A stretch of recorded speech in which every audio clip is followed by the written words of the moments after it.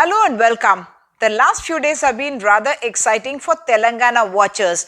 Not just the run-up to the elections, the voting and then the counting and then the drama of the Congress leaders going to Raj Bhavan to say that they would stake claim to form the government even before they had elected a Congress legislature party leader.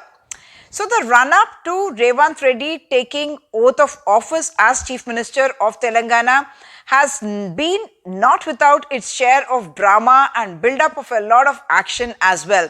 So on the evening of Monday itself, it was decided that there would be a swearing-in ceremony that would happen, and all the chairs were brought in, the mic systems were brought in, the engineering systems, the lights. So there was the lights, the action and the drama before the senior leaders said cut, because they said that it's not just Revanth Reddy who needs to be considered for the post of Chief Minister, they can be considered too.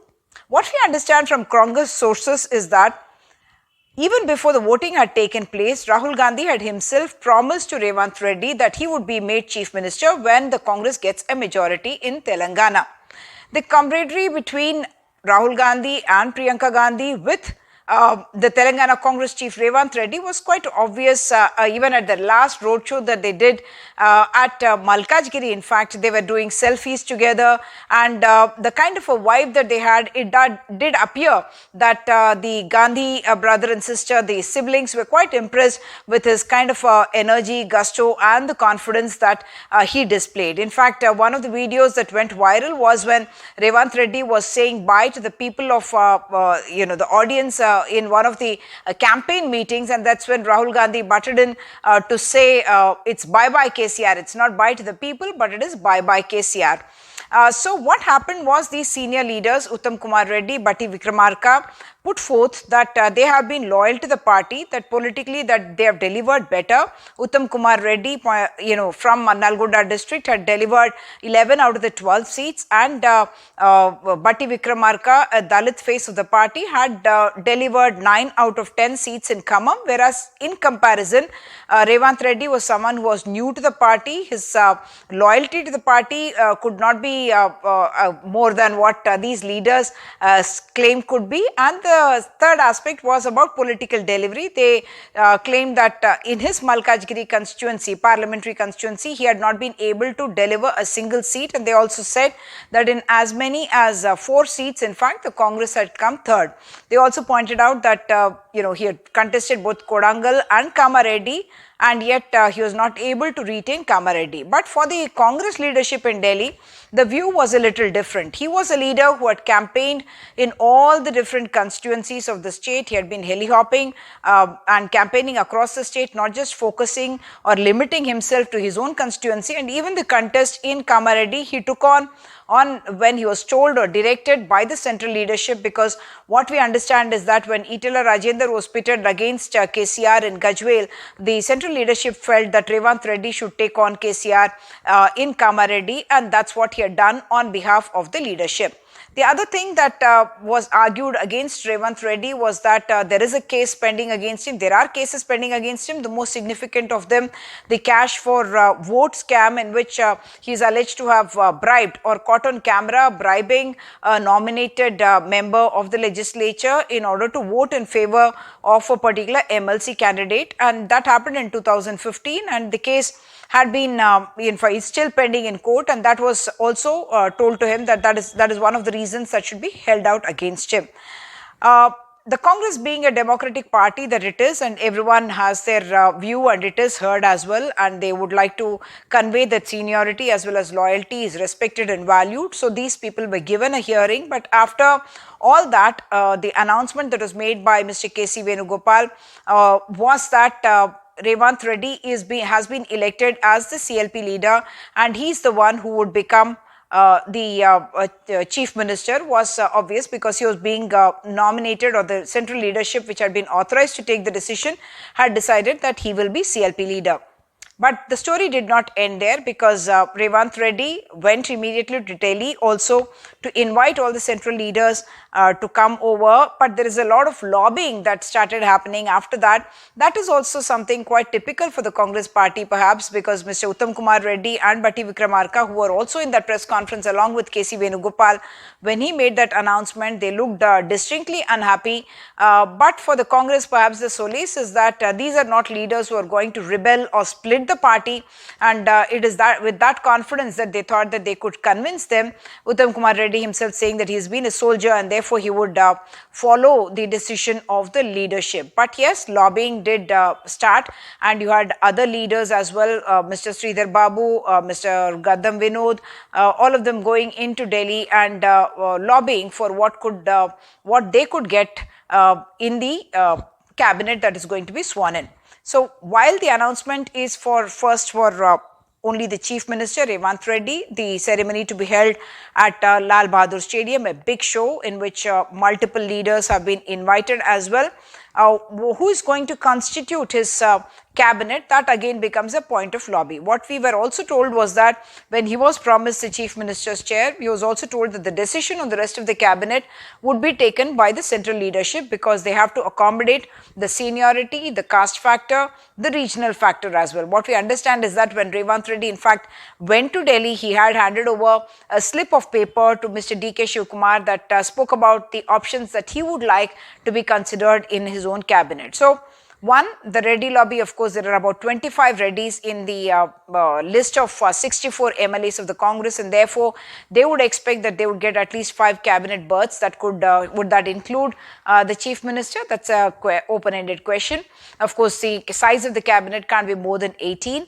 And what they are looking at is, of course, SC and ST is a composition that the Congress simply cannot ignore, for the simple reason that a lot of their voting comes from the scheduled caste and the scheduled tribes, and it can be presumed safely that Sitaka or Dana Anusuya, who is the MLA from Mulugu, would be inducted into the cabinet, even possibly as a deputy chief minister.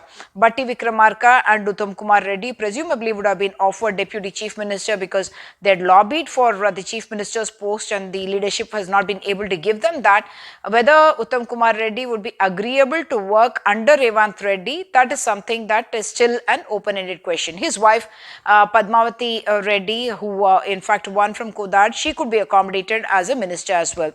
Plus, that would take care also of the women quota, because their probabilities are among Dana Anusuya, who is Sitaka, Konda Surekha, as well as Padmavati, and the other two women who have won the MLA election are in fact very young women. Yashaswini is only about 26 years old.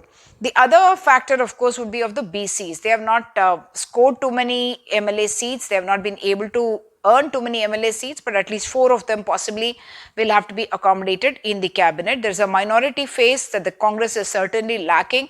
Shabir Ali, who was lost from Nizamabad urban, but he was someone who had vacated his Kamareddy seat and considered close to Revanth Reddy, and he could subsequently possibly be inducted after he's made an MLC, or he could be made an MLC and then accommodated.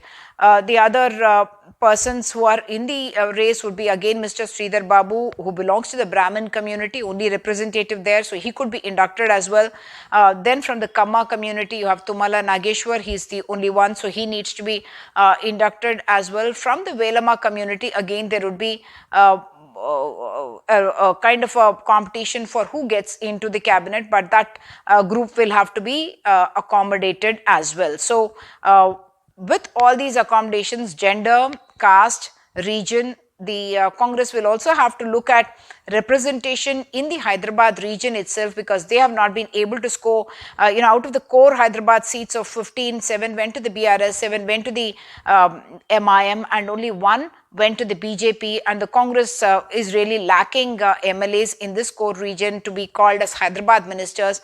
And the MLA who's been elected from Ibrahimpatnam, he could possibly be inducted and perhaps be thought of as a MLA or minister from this particular region as well.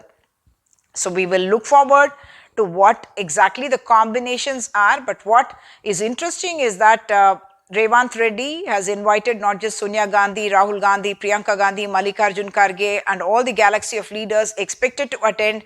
And they are someone, they are trying to showcase Telangana as their victory piece. And we also expect that he has given invitations to Mr. Chandrababu Naidu, Mr. KCR, Mr. Jagannath Reddy, Mr. Stalin as well, all the 119 elected legislators in Telangana, DCC chiefs, and his members of parliament, because Revanth Reddy also happens to be a member of parliament from Malkajgiri, and he would have friends in parliament as well. So all those invitations have gone out. He has also invited the Telangana martyr families, and he has also invited the people of Telangana, saying that this is going to be a Prajala Sarkar that is being sworn in, and therefore they must come and participate and witness this very momentous event.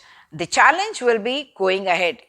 We are told that the first file he must sign, fulfilling some of the Congress guarantees. That could even be a 38-year-old woman called Rajni, who had come to meet him and who he had promised the first job after he takes over as Chief Minister. And that's something that is expected to happen tomorrow. A 38-year-old differently abled woman who is a postgraduate and who has been looking for a job, unemployment being one of the major issues in this particular election. But the bigger challenge is going to be how the Congress government is going to fulfill all those guarantees that it has made to the people of Telangana, considering that the Lok Sabha elections are also coming up.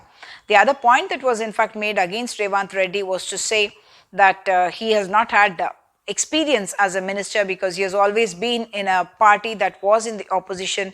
But then the argument there could be that when Mr. Narendra Modi became Chief Minister of Gujarat in 2001, neither did he have any such experience, and neither did Rajiv Gandhi when he became Prime Minister in 1984.